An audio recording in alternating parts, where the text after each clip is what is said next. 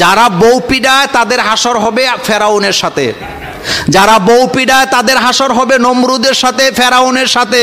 আর যারা বিবিকে ভালোবাসা দিয়া বুঝায় আদর করে তাদের হাসর হবে নবীদের সাথে।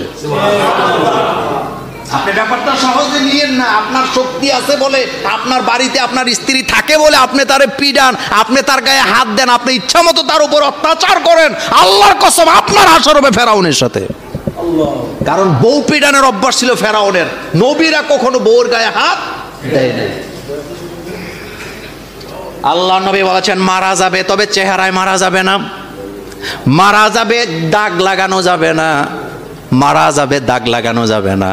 মারা যাবে, অঙ্গহানি করা যাবে না। কথা কি বুঝতেছেন? মায়ের নমুনাটা কি দেখেন। অনেকে বলবেন যে বউ পিডানের কথা কোরআনে আছে, কিন্তু আপনি বুঝেন আল্লাহ নবী বলেছেন মারা যাবে, চেহারায় মারা যাবে না। মারা যাবে কিন্তু